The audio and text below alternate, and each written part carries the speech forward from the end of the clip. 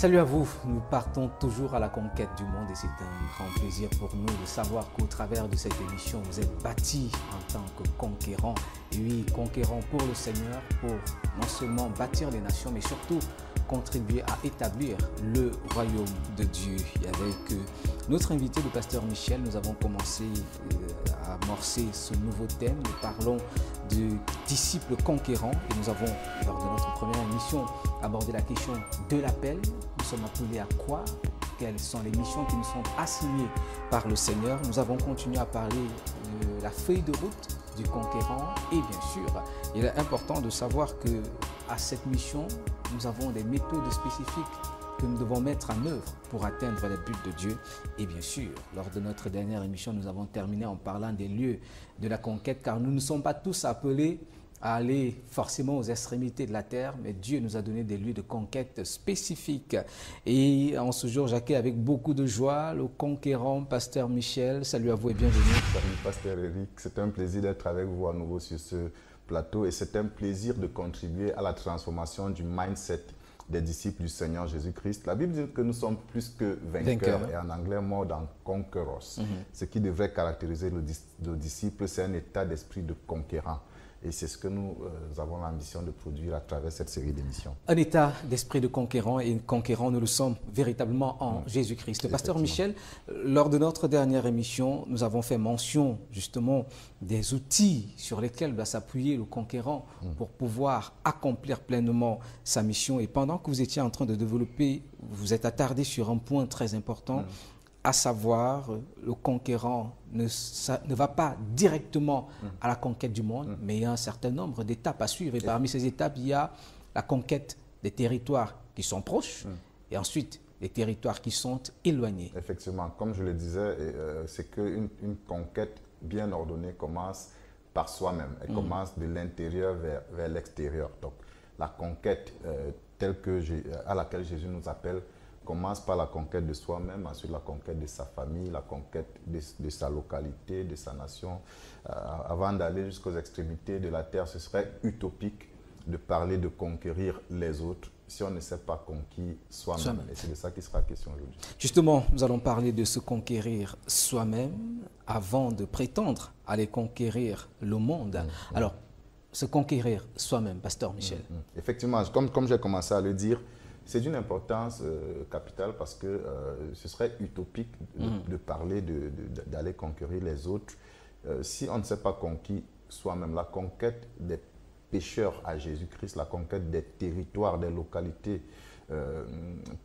pour Jésus-Christ consiste à amener les autres vers une expérience que l'on a soi-même connue. On a vu dans la feuille du conquérant que la responsabilité du conquérant, c'était de conduire les peuples qui sont dans les ténèbres vers la lumière. Et on ne peut pas les conduire vers la lumière si on est soi-même dans les ténèbres. Donc, il faut d'abord se conquérir soi-même avant de parler de conquérir les autres. Et j'en veux pour exemple le cas de l'apôtre Paul qui avait été appelé à la conquête des païens.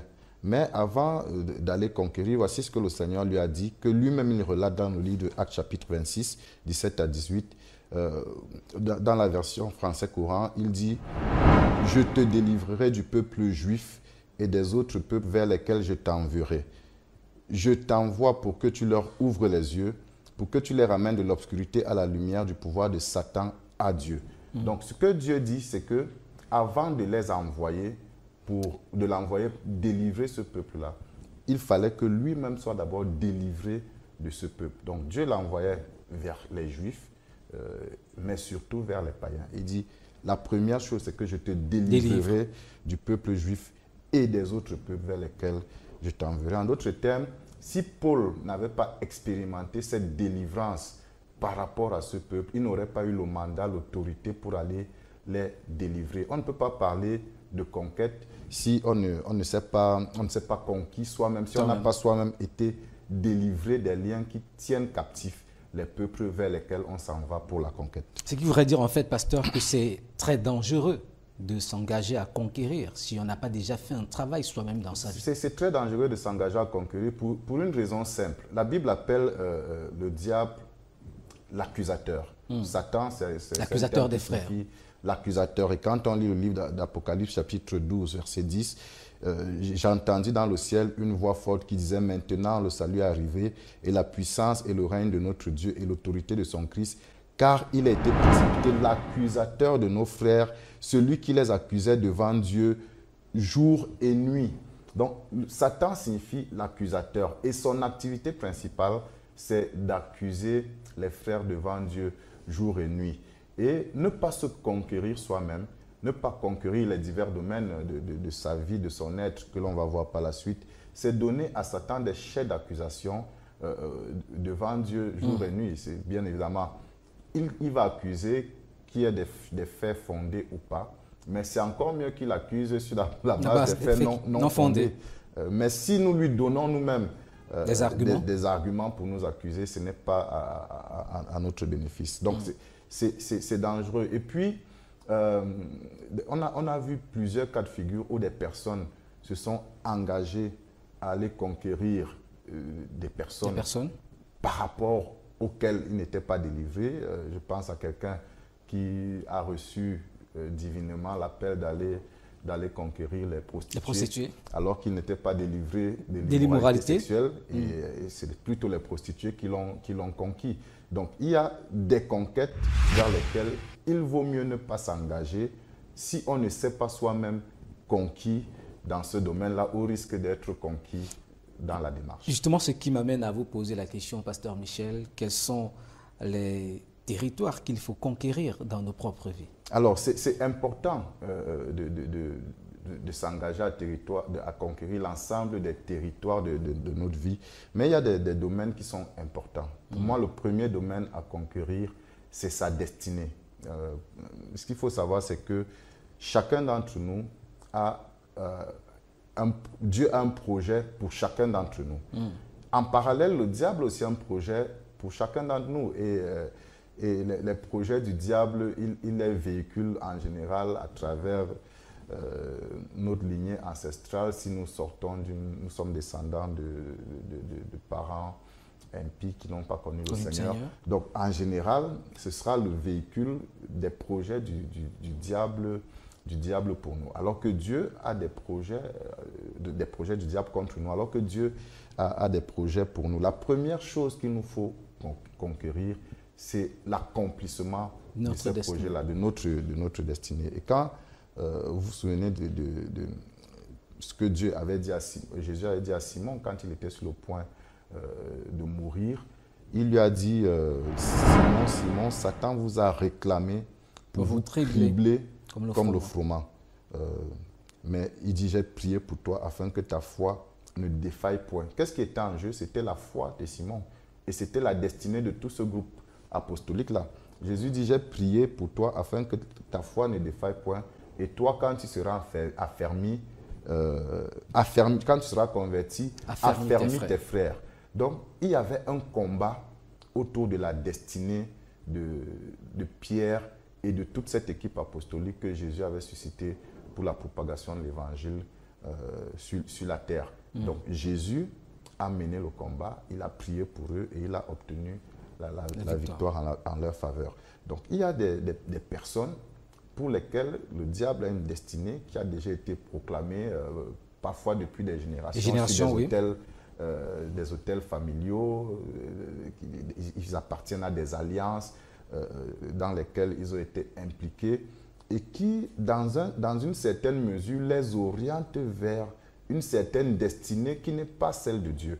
C'est pour ça qu'on va se retrouver avec des gens qui sont très prometteurs, qui sont très, très zélés dès le départ de leur vie chrétienne, qui démontrent un potentiel très, très intéressant, mais qui, à un certain moment, finissent par connaître un certain nombre de problèmes. Un certain nombre de problèmes se retrouvent dans des situations inexpliquées, des situations d'immoralité, de débauche, et ainsi de suite. Pourquoi? Parce qu'il y a une alliance de débauche, une alliance d'une destinée immorale dans laquelle ils ont été impliqués et de laquelle ils ne se sont pas détachés.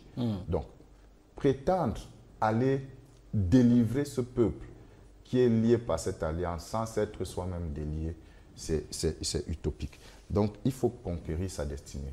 C'est important de mener le combat pour sa destinée, pour l'accomplissement de sa destinée, en priant soi-même, en se faisant accompagner par un partenaire de prière, par une autorité spirituelle. Jésus avait prié pour cela en tant que leur pasteur, en tant que leur autorité spirituelle. Donc on va dire premier point de conquête de soi-même, c'est bien sûr conquérir sa destinée et travailler à se dissocier de toute influence maléfique qu'il pourrait avoir. Exactement. Un contrôle sur nos vies. Exactement.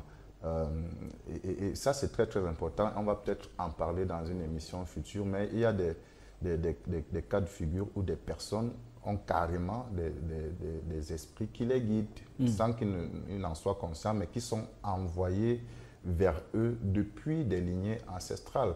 Des personnes qui reçoivent l'évangile, ils sont très intéressés par l'évangile, mais leur comportement est orienté par cet attachement, ce lien à un autel satanique familial duquel ils doivent être défaits. Donc ça, c'est un point important à conquérir qui nécessite l'engagement au combat spirituel par rapport à des liens spirituels malsains qui pourraient exister dans sa vie.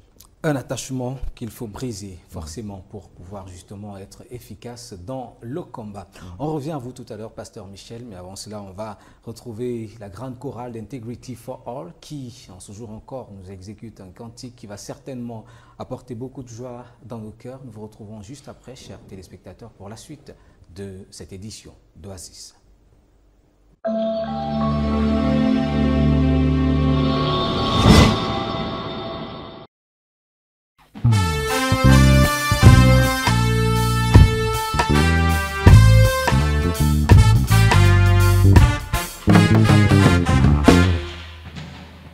I've got my mind made up and I won't turn back, 'cause I want to see my Jesus someday.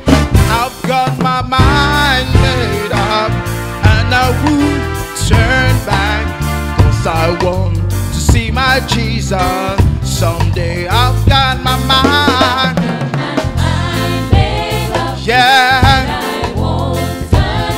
Oh yeah, I want to see my Jesus someday. I've got my mind made up, and I won't turn back, 'cause I want to see my Jesus someday. I've got my mind made up, Woo. and I won't turn back, because I want to see my Jesus someday. I've got my mind, Made up. yeah. I won't turn back, because I want to see my Jesus someday.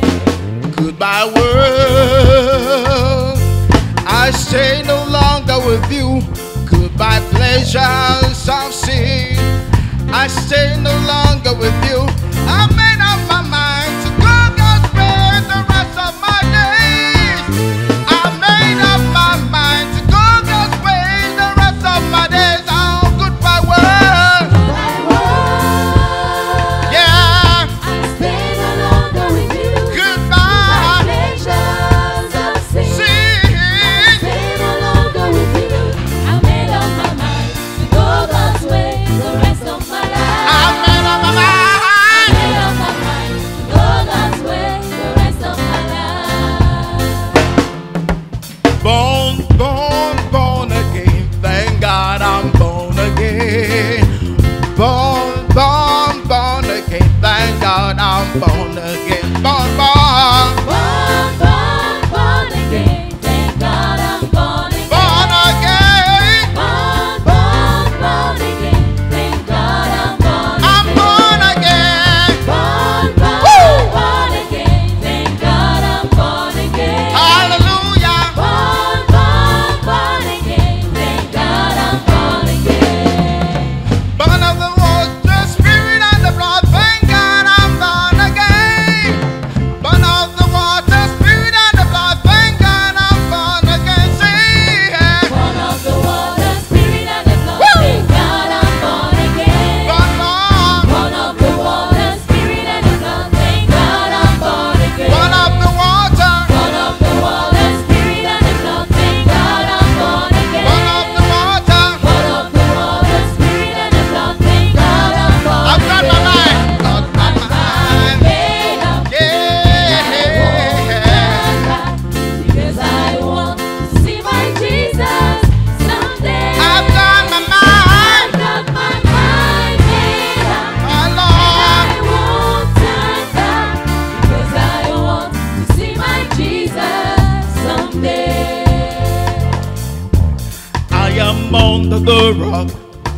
the rock, the Zion, and I.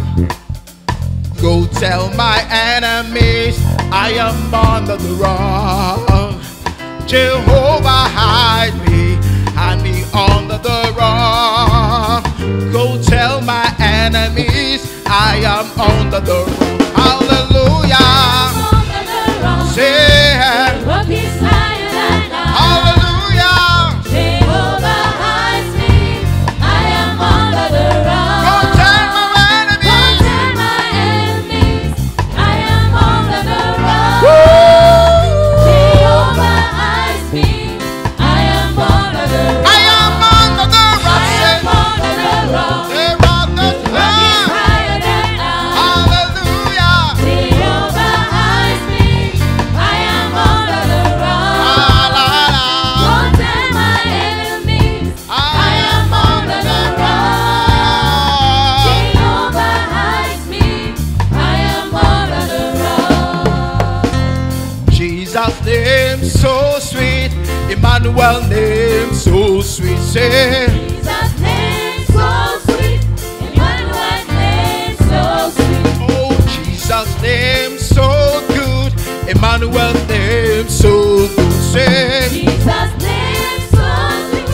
Emmanuel's name so sweet. ever rock me rock upon Jesus, Jesus' name so sweet. Say, Rock me rock upon Jesus. Jesus' name so sweet. I got my mind made up. yeah. Won't stand back because I want to see my Jesus someday. I've got my mind. I got my mind made up, and I won't turn back because I want to see my Jesus someday. Come on, music.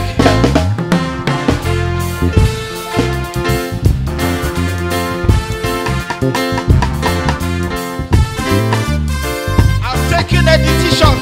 I'll never turn away from it. My mind is made for eternity. Hallelujah.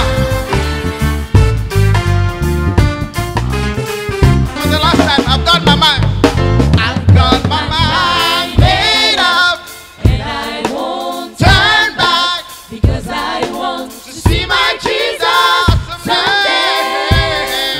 I've got my mind. made up, and I won't turn back. What's the word? I want to see my Jesus One more time.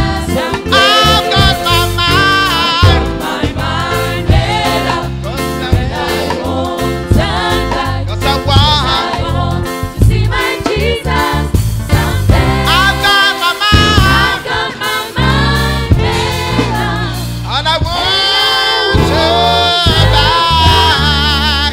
Cause I want to see my Jesus someday.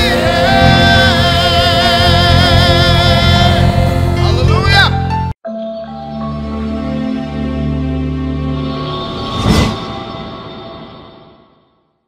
Nous sommes de retour et nous disons merci à Integrity for All, cette chorale qui a repris brillamment ce titre I Get My Man Made Up de Donnie McClurkin. Et bien sûr, une occasion pour nous de nous rappeler que nous sommes sauvés et surtout que cela est pour nous une occasion de joie. Pasteur Michel, nous avons commencé à parler justement des domaines à conquérir en nous-mêmes si nous voulons être efficaces en tant que conquérants du Seigneur dans ce monde. Tout à fait, nous avons parlé de la destinée. Le deuxième domaine que je vais aborder, c'est le corps. Il faut conquérir son corps. Il n'est pas possible d'aller conquérir l'extérieur si on n'a pas maîtrisé son propre corps. C'est pour ça que l'apôtre Paul disait dans 1 Corinthiens chapitre 9, verset 27, « Je traite durement mon corps et je le maîtrise sévèrement, dans la version Semeur, de peur qu'après avoir proclamé l'évangile aux autres, je ne me trouve moi-même être disqualifié. » Donc, il avait en lui une préoccupation. Il disait, je vais prêcher l'évangile aux autres, mais il faut que je demeure un modèle pour eux. Il faut que par mon style de vie, les autres trouvent inspiration par rapport à leur marche avec Jésus. Et il faut surtout qu'au ciel, on se retrouve tous. Il ne faudrait pas que les personnes auxquelles j'ai prêché l'évangile se trouvent au ciel et me cherchent et ne m'y trouvent pas. Donc, c'était un domaine que Paul s'était engagé à conquérir. Et c'est un domaine que tout serviteur de Dieu, tout conquérant pour Christ doit conquérir. On ne devrait pas être un pasteur qualifié de bonbon, comme c'est le cas aujourd'hui, ou un pasteur qualifié de Salomon, comme j'ai entendu dire dans certains contextes. Le pasteur, le serviteur de Dieu, le disciple conquérant doit commencer d'abord la conquête par son corps. Job disait dans Job 31:1, « Pourtant, j'avais conclu un pacte avec mes yeux. Il ne devait jamais porter un regard chargé de désir sur une jeune fille. » Donc, ça, c'est une décision qu'il avait prise. Il a fait une alliance dans le cadre de son engagement à conquérir son corps. Il dit, mes yeux ne porteront jamais un regard chargé de désir. Effectivement, il ne s'agit pas de ne jamais regarder une jeune fille. Nous sommes dans la société, nous sommes tenus d'avoir des relations cordiales. Mais il n'est pas question de désir. Pas de regard chargé de désir. Ça, il faut faire ce pacte-là avec ses yeux. Et Jésus nous encourage à faire un tel pacte. Ce n'est pas une histoire de l'ancienne alliance. Il dit, si ton œil est pour toi une occasion de chute, ça c'est dans le Nouveau Testament, arrache-le et jette-le loin de toi. Pourquoi? Parce qu'il faut que tu conquières tes yeux avant de parler d'aller conquérir le monde, avant de parler d'aller conquérir les autres. Et ça, c'est d'une importance capitale parce que même la langue, ça fait partie du corps et des éléments du corps à conquérir. Et l'apôtre Jacques dit que pour pouvoir maîtriser le cheval, on met le mort à sa bouche. Et effectivement, si on veut maîtriser son corps et sa vie, il faut être capable de maîtriser sa langue. Parce que la Bible dit que c'est le monde de l'iniquité. Donc ce que je déclare de ma langue, c'est en fait ce qui souille l'homme.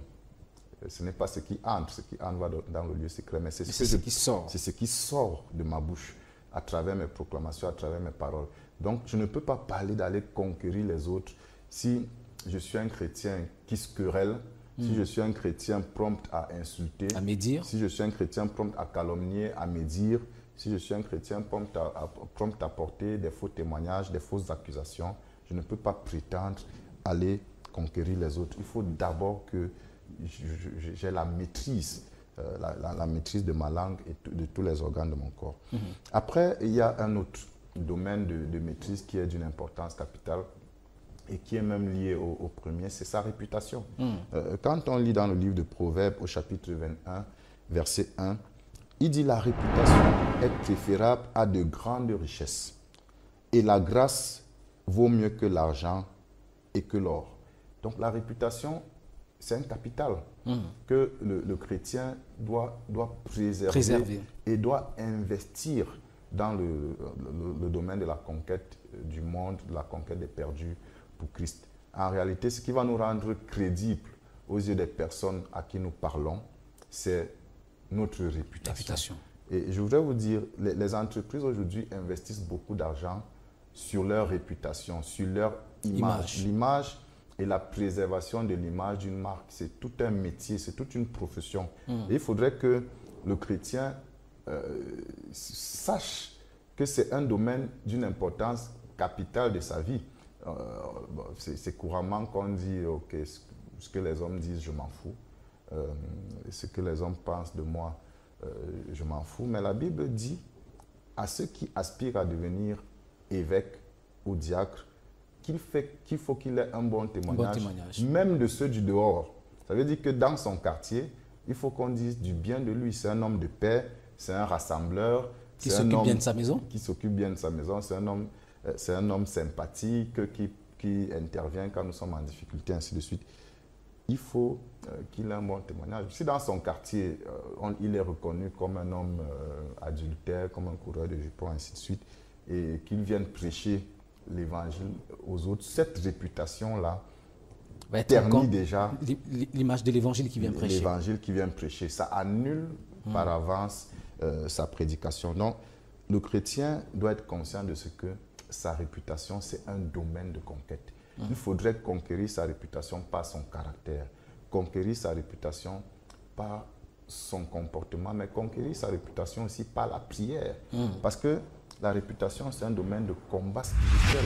Nous avons parlé du diable comme l'accusateur des frères. Et un des souhaits du diable par rapport à toute personne engagée dans le service chrétien, c'est que la réputation de cette personne soit trempée dans la boue, qu'elle soit ruinée, qu'elle soit réduite à néant, parce qu'il sait qu'une personne dont la réputation est ruinée est inefficace dans l'œuvre de la conquête. Énormément fragilisé. Il est fragilisé, effectivement. Donc, c'est un domaine à conquérir. Un domaine à conquérir, et vous l'avez dit, la réputation constitue pour l'ennemi une proie à travers laquelle il travaille justement pour fragiliser. Et on a beaucoup de ministères qui ont connu justement un certain nombre de défis et de challenges, justement parce que les réputations ont été affectées. Effectivement. Et là, je vais faire la part des choses. Il y a des cas de figure où la réputation a été affectée par le mauvais style de vie du prédicateur de l'évangile. Et ça, il ne faut pas du tout qu'il en soit ainsi. Mais il y a des cas de figure où la réputation est dégradée par une activité de persécution. Par la persécution. Par une activité occulte. Jésus-Christ, la Bible dit qu'il a été mis au nombre des malfaiteurs. Donc, il avait une mauvaise réputation alors qu'il n'avait pas du tout péché contre Dieu. Et même l'apôtre Paul, dans 2 Corinthiens chapitre 6, 8, il dit « Au milieu de la gloire et de l'ignominie, au milieu de la mauvaise et de la bonne réputation, étant regardé comme imposteur, quoique véridique. » Donc, bien qu'il fût véridique, il y a des situations, des cas de figure où il était regardé comme un imposteur. On lui a collé une mauvaise réputation. On lui a collé une mauvaise réputation. Dans ce cas-là, c'est Dieu lui-même qui va combattre pour nous, qui va nous justifier selon la parole qui dit qui accusera les élus de Dieu. De la nécessité justement de prier. D'où la nécessité de prier et de ne pas donner des arguments au diable. Alors justement, je voudrais savoir comment est-ce qu'on fait pour conquérir sa réputation. Comment le faire? Alors, comment faire pour conquérir sa réputation? C'est une question très très importante. La première chose, c'est vraiment de veiller sur sa conduite. De veiller sur sa conduite, de veiller sur l'utilisation de sa langue, parce qu'un des véhicules que le diable ou des instruments que le diable utilise pour détériorer la réputation d'un homme, c'est sa langue. Il est couramment dit dans le monde que l'homme est le résultat des paroles qu'il prononce, mais il est aussi couramment dit que l'identité d'un homme se reconnaît par ce qu'il dit. Et surtout par sa posture au regard de ce qu'il dit. Est-ce que c'est un homme de parole? Est-ce que c'est un homme qui dit les choses qu'il fait, dont la vie est conforme à sa parole? Donc, veillez sur ce qui sort de sa bouche, veillez sur ses déclarations, veillez sur ses engagements. C'est un élément très très important dans la préservation de sa réputation. Maintenant, veillez sur sa conduite. Et je ne vais pas décrire ici quelle est la conduite qui est attendue d'un chrétien, mais il faut que le chrétien sache que sa conduite est très observée. Même dans des milieux où il pense que personne ne le connaît, il y a probablement des gens dans ce milieu-là qui le savent, qui le connaissent comme un chrétien, qui l'ont probablement entendu prêcher sur une chaire, qui l'ont probablement vu dans une campagne d'évangélisation dans un quartier ou dans une émission télé et ainsi de suite.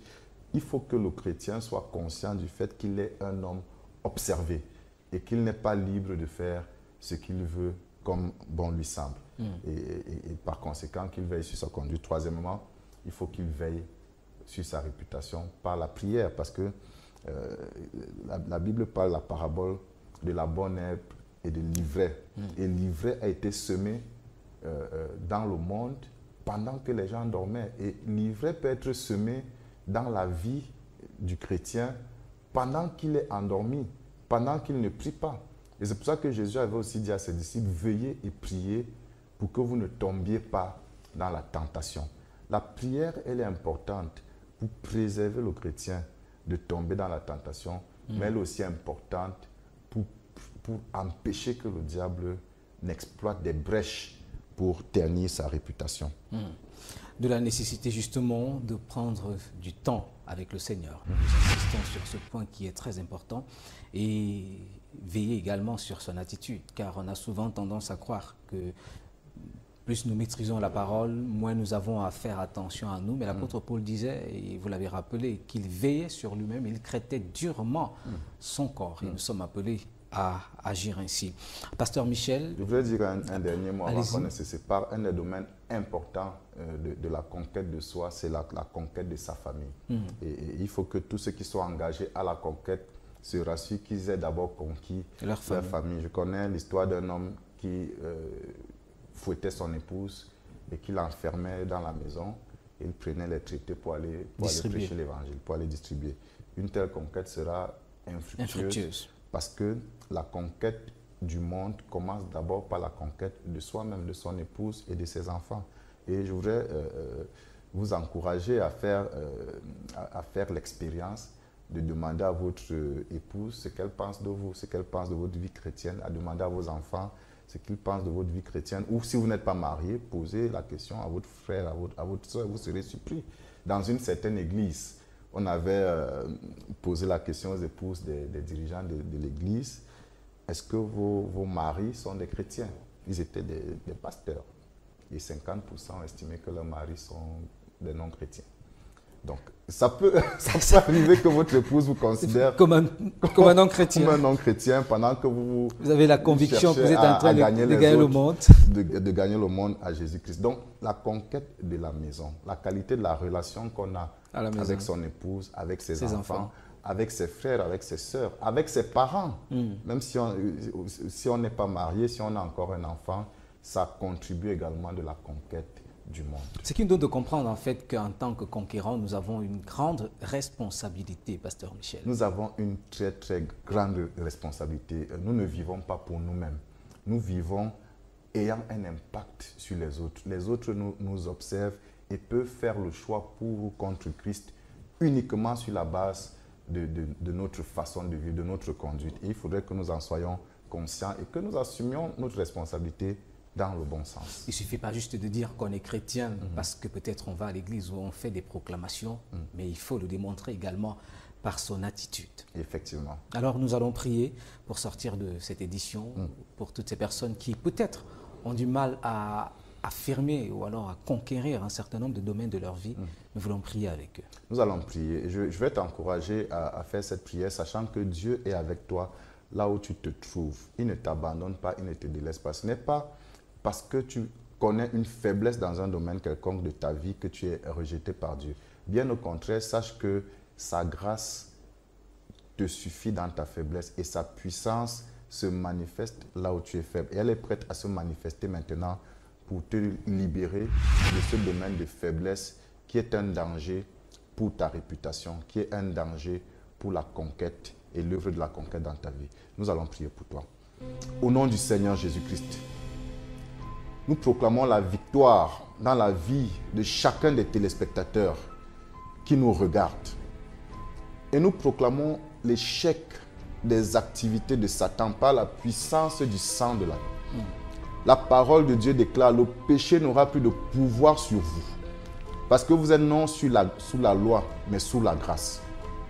Par cette grâce, nous brisons les chaînes du péché, les chaînes des addictions, et les chaînes de toutes les faiblesses qui vous ont tenus captifs jusqu'ici.